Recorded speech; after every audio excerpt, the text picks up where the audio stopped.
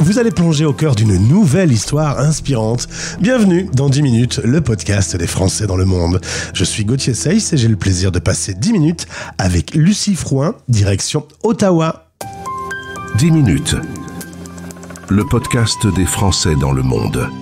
françaisdanslemonde.fr. Hello, bonjour, on dit. Hello, bonjour, exactement. Je dis les deux parce qu'on est dans une province qui parle et en anglais et en français. Comme ça, on ne vexe personne. Nous voilà à Ottawa, la capitale du Canada. On est vraiment limitrophe avec la province de Québec. On est à 2 heures de Montréal. Et on va découvrir une ville où finalement les Français se rendent un peu moins naturellement qu'à Montréal ou à Québec. Bienvenue Lucie sur la radio des Français dans le monde. Merci beaucoup, je suis ravie d'être parmi vous. Alors, tu es la présidente de Ottawa Accueil. On est partenaire avec la FIAF. On rappelle à quel point il est important quand on débute une aventure de l'expatriation de rejoindre les équipes des accueils parce que c'est un changement de vie. En plus, là, on a l'impression d'arriver chez les cousins, mais ils sont quand même très éloignés, ces cousins. Donc, un petit coup de main à l'arrivée. Chose que tu n'as pas eu puisque tu as été à la base de la création de cet accueil. Quand tu es arrivé, il n'y en avait pas. Exactement, il n'y avait pas d'accueil. Donc, voilà, on fait sa découverte par soi-même. Est-ce que tu peux nous faire un petit plantage de décor? On n'est pas très loin des États-Unis. On est à un endroit un peu stratégique quand même du Canada. Exactement. Donc, Ottawa est relativement bien situé. Donc, situé en Ontario, très très proche, comme on le disait à l'instant, de Québec. 2 heures de Montréal, 5-6 heures de Toronto. La grande force d'Ottawa, c'est que c'est la capitale fédérale, donc on a le côté linguistique français et anglais qui peut aider en tant que nouvel arrivant. Mais voilà, donc on est inspiré vraiment d'une culture un peu française et également américaine, si j'ose dire. Et maintenant, il y a un vol Paris-Ottawa, c'est nouveau. Exactement, et ça c'est super. On a c'est tout nouveau, ça fait à peu près 1 an et demi, 2 ans maintenant qu'on a cette ligne-là. Donc c'est en 6-7 heures, on est sur Paris, c'est vraiment un vrai plus. Eh bien Lucie, on va prendre l'avion dans l'autre sens, on va atterrir à Angers. C'est là que tu vas naître. Ensuite, tu vas faire tes études de droit. Angers, puis Dijon, puis Montpellier. On va dire que l'Occitanie, tu l'as pas mal visité. Tu as vécu un peu à Carcassonne, des études de droit et des études de notaire. Un mot sur ton conjoint, puisque c'est un jeune homme que tu vas rencontrer alors que vous avez tous les deux 16 ans. Une belle grande histoire d'amour, comme dans les contes de fées. C'est ce qu'on peut dire, exactement. Vous allez avoir 2 enfants qui vont naître à Bordeaux. Et puis, ayant tous les deux connu une expérience en Angleterre, l'idée de vivre l'international reste dans un coin de votre tête. Et en 2015, à peu près, vous vous dites c'est le bon moment pour se pencher sur l'idée de quitter le pays. Alors, plutôt anglo-saxon, il n'y a pas grand règle dans la destination. Vous étiez ouvert à peu près tout. Complètement, tout à fait. L'idée, c'était d'aller sur un pays où on avait la possibilité de parler anglais. C'était en tout cas la richesse que l'on souhaitait pour nos enfants à l'époque. Donc, on avait regardé. Très, très naturellement, on prend le globe, on regarde les pays qui parlent anglais. On se dit, bon, voilà, l'Australie, c'est loin. Les États-Unis, c'est peut-être un peu compliqué en immigration. L'Angleterre, on avait fait, c'était un peu proche. Donc, le Canada est arrivé assez naturellement, en effet, sur la destination. Tu vas faire un stage à Ottawa, donc tu vas découvrir cette capitale et c'est la ville que vous allez retenir. Tu m'as dit qu'il y a 2 ans de préparation pour les visas, pour la maison. Vous partez sans le travail, sur place, mais en ayant beaucoup préparé votre déménagement. Alors voilà, j'ai la chance d'avoir un conjoint qui anticipe et puis qui aime aussi pouvoir être confortable dans un projet comme celui-ci. Et c'était également quand même plus rassurant avec 2 jeunes enfants et sans emploi derrière. Donc oui, 2 années qui n'ont pas été intensives. C'est vraiment 2 années qui nous ont été imposées aussi dans le parcours d'immigration, parce qu'on souhaite arriver en tant que résident permanent dans la mesure du possible. Et donc ce parcours-là peut prendre quelques mois. Donc oui, 2 années qui ont été confortables, on va dire, pour arriver bien préparés. Lucie, tu m'as quand même dit, on a tout abandonné en France. C'était la grande expédition. C'est des mots assez forts. Quand tu y repenses, maintenant que le temps est un peu passé, vous êtes heureux de votre choix? Aucun regret? Aucun regret. Que de belles expériences. On rencontre des défis, et je pense que ça, toute immigration ou toute expatriation ça va de pair, je dirais, avec ça. Mais aucun regret, on en ressort vraiment enrichi culturellement, humainement, professionnellement. Voilà, ça c'est aucun regret en ce sens. Ouais. Peut-être un petit nota bene sur le fait que vous ayez décidé d'arriver en hiver. C'est peut-être pas le meilleur moment? Idéalement, c'est certain que l'été, c'est plus agréable de déménager, de ne pas avoir les bottes. Et en plus, on arrivait avec notre équipement vestimentaire français, donc qui n'est absolument pas adapté. C'était pas bon, ouais. Donc, nous avions froid.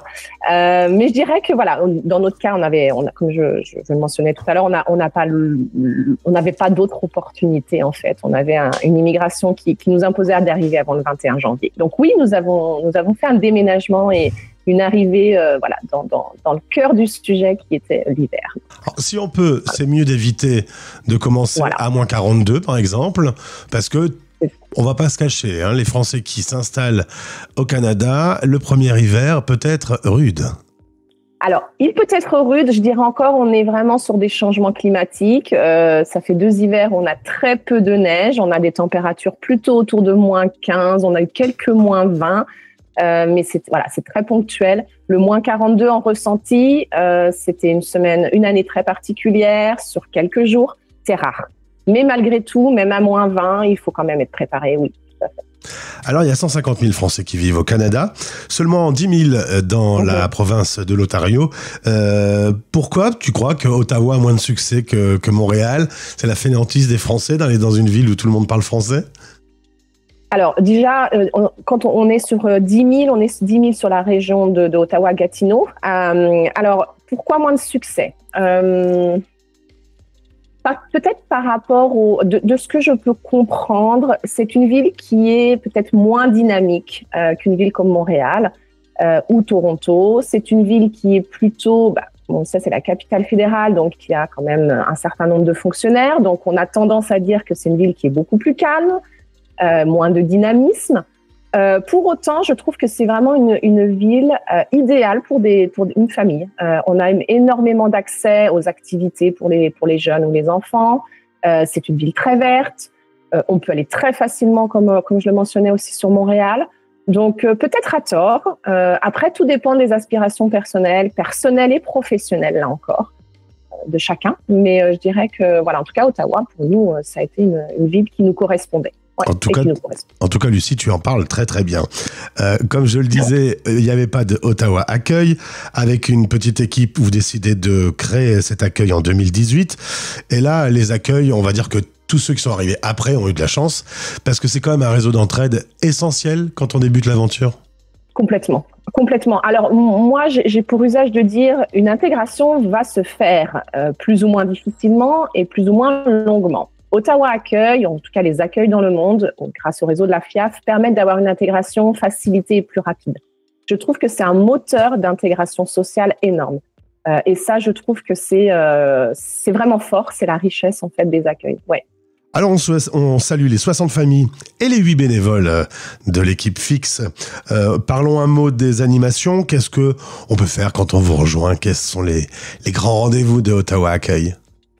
Alors, les grands rendez-vous, je dirais, primaires à privilégier quand on arrive sur Ottawa, c'est l'intégration des clubs. On propose en fait des clubs tout au long de la semaine, des clubs hebdomadaires.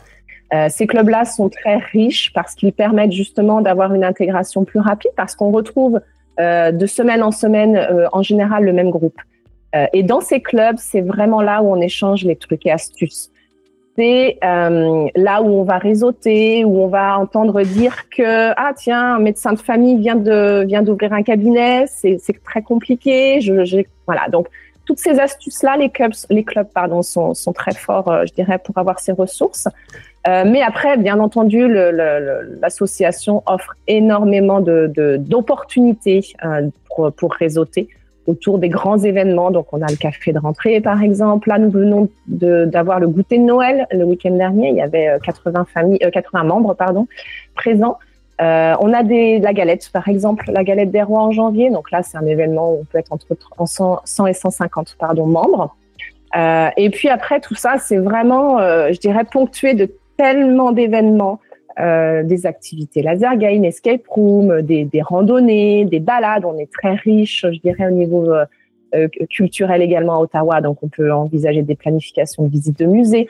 voilà, on manque pas d'idées à Ottawa, à Ottawa Accueil. On a vraiment un beau comité, un beau conseil d'administration avec énormément de propositions. On est en moyenne pour cibler autour de 5 activités par semaine. Donc, c'est un accueil qui est dynamique. Eh bien, le lien de l'accueil est présent dans ce podcast. On va terminer, Lucie, en allumant quelques petits warnings spécifiques à la vie à Ottawa. Il faut rappeler que géographiquement, la ville est vraiment en quinconce sur 2 provinces, ce qui peut engendrer des petits problèmes. Alors, il y a eu des cas dans votre association. Tu préfères l'annoncer un homme averti en vaut 2. Exactement. On est vraiment limitrophe avec le Québec, comme on le disait. Donc, soyez vigilants, renseignez-vous au niveau de votre statut d'immigration et au niveau des soins de santé, par exemple. On peut très bien envisager de travailler et d'habiter sur les deux villes dont je parlais, c'est-à-dire travailler à Gatineau et habiter à Ottawa, mais vigilance, il peut y avoir un impact sur la prise en charge et la couverture au niveau de la santé. Donc, renseignez-vous, c'est le meilleur mot, le meilleur conseil, je dirais, à avoir, surtout sur la spécificité locale, géographique, d'Ottawa. Alors, on a parlé de la météo, on a parlé de la différence culturelle. Un petit mot, j'ai écrit Eldorado, point d'interrogation. Le Canada, la France, on a des fantasmes dans nos têtes. Il y a un petit warning aussi, peut-être, à donner aux auditeurs?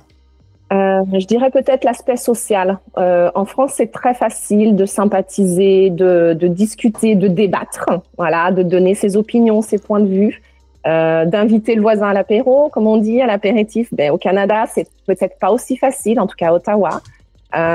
Donc voilà, je dirais que le réseau social, le développement du réseau social, finalement, autour de nous, ce sont principalement des Français et des francophones, par facilité. Voilà, c'est notre expérience personnelle. Mais voilà, se laisser le temps aussi de découvrir culturellement les us et coutumes en fait locales, pouvoir avoir une intégration sociale facilitée.